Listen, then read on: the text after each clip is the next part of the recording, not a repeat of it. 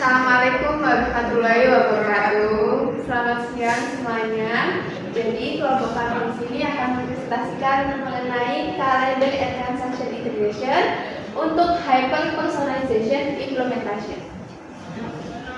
Oke, kita next. Jadi tim kami yaitu saya sendiri Elvira Gagani, Saya Sasa Bila Matematika. Saya Sofia dari Administrasi. ya baik, untuk sekian perkenalan kami kita akan lanjut ke materi pokok utama. Jadi latar belakang di sini dari adanya kalender and transaction integration yaitu karena ada gaya hidup digital yang membuat banyak aktivitas dan transaksi pribadi dikelola melalui aplikasi seperti Google Calendar dan e-wallet. Namun data aktivitas pengguna tersimpan secara terpisah di dalam platform yang berbeda sehingga integrasi data jadwal dan transaksi ini membuka peluang layanan yang lebih cerdas seperti memberikan rekomendasi belanja saat akan berpergian atau promo. Karena data bersifat besar, bervariasi dan real time, konsep big data sangat relevan untuk mengolah kalender and transaction integration ini untuk menciptakan pengalaman pengguna yang lebih atraktif. Lanjut. What is calendar and transaction integration? Apa itu calendar and transaction integration? Jadi, kalender data yaitu data yang berkaitan dengan jadwal, waktu, dan rencana pengguna seperti event penting, deadline kerja, jadwal perjalanan, ataupun lainnya.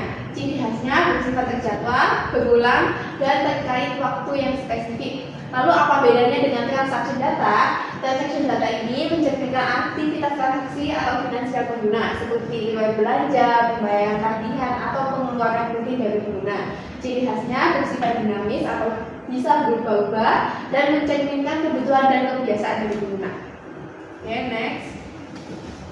Lalu, apa itu konsep calendar and transaction integration? Jadi, dari data kalender dan transaction tadi adalah proses menggabungkan data aktivitas, yaitu kalender, dan data transaksi dalam satu sistem analisis untuk memahami perilaku pengguna secara konseptual dan real time.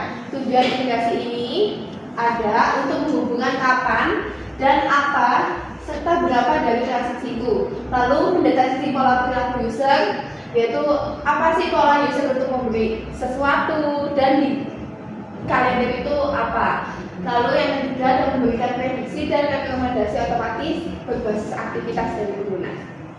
Next. Nah, di sini ada arsitektur sistem integrasi, yaitu ketika kita inputkan kalender data dan transaction data. Kedua data ini jelas berbeda. Lalu akan di data collection dan streaming menggunakan APC Kafka dan data lake, disimpan di data lake, lalu akan diterjemahkan lagi menggunakan APC Spark atau Hadoop. Dari APC Spark atau Hadoop ini akan dilanjutkan ke machine learning engine atau Hadoop. Di sini itu untuk memberikan rekomendasi dari proses setiap data yang tadi dikumpulkan. Untuk memberikan rekomendasi kita analisis lagi menggunakan machine learning engine dan Hadoop. Lalu nanti outputnya bisa disesuaikan dengan pengembang masing-masing, bisa melalui aplikasi atau notifikasi atau dashboard bisnis, itu terserah. Lalu proses integrasi data yang pertama ada ETL, yaitu extract, transform, load. Ekstrak sendiri mengambil data dari dua sumber yang tadi saya jelaskan, lalu ditransform, akan diformat ulang agar data itu konsisten dan kompatibel. Lalu yang ketiga yaitu load, memasukkan data ke data lake tadi. Lalu ada normalisasi dan sinkronisasi data. Jadi kedua data tadi kan tidak sinkron karena berbeda, maka harus disinkronkan untuk dicocokkan antara setiap data dan event yang terjadi. Lalu yang ketiga ada contextual correlation, yaitu mencari hubungan antara kapan dan mengapa seseorang itu bisa melakukan pembelian. Lalu ada penyimpanan real time dan historis, data yang tadi sudah diolah dan diproses disimpan berbentuk real time, bisa melakukan rekomendasi ataupun notifikasi atau untuk notifikasi jangka panjang, untuk rekomendasi untuk jangka panjang. Lanjut yang kedua. Yang kedua ada mengapa integrasi kalender dan transaksi membutuhkan big data. Integrasi antara data kalender dan transaksi menghasilkan volume besar dan sifat data yang kompleks. untuk menyimpan jutaan entry, jadwal, dan transaksi, lalu mengolahnya dalam konteks waktu nyata dan memahami perilaku pengguna secara kontekstual. Selanjutnya ada relevansi big data dengan kalender dan transaction integrasi. Yang pertama ada 5V, yaitu relevansi dengan kalender transaction integration. Yang kedua ada volume, yaitu banyaknya data dari kalender dan transaksi harian pengguna. Yang ketiga ada velocity, yaitu data terus berubah, even bisa ditambah transaksi terjadi setiap saat, yaitu untuk pemrosesan data real time. Dan selanjutnya keempat ada variety, yaitu format berbeda, ada waktu, logs, nominal, dan lokasi dari API yang berbeda. Yang kelima ada veracity, yaitu data mentah, bisa tidak akurat atau noise, tidak perlu disaring dan dipastikan relevansinya aja. Yang terakhir ada value, yaitu setelah diproses data menjadi sumber insight untuk personalisasi cerdas. Apa itu personalization? Personalization adalah cara memberikan pengalaman pengguna yang secara konseptual dan real time dengan memanfaatkan data dari kalender, jadwal event, dan transaksi belanja dan tagihan. Karena data ini bersifat besar, cepat berubah dan beragam format, dibutuhkan sistem big data agar dapat diolah secara efektif untuk menghasilkan rekomendasi yang relevan dan tepat waktu. Oke, contoh ilustrasinya dari kalender data dan transaksi data yaitu semisal pada kalender data itu ada seminar di tanggal 27.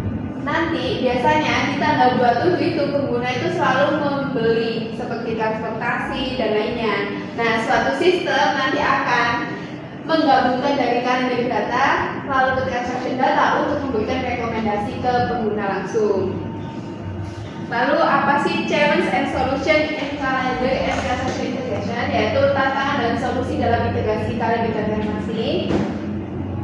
Yang pertama tantangannya yaitu sinkronisasi waktu dan data real time. Yang kedua privasi dan keamanan data pengguna. Yang ketiga ketepatan konteks dan noise.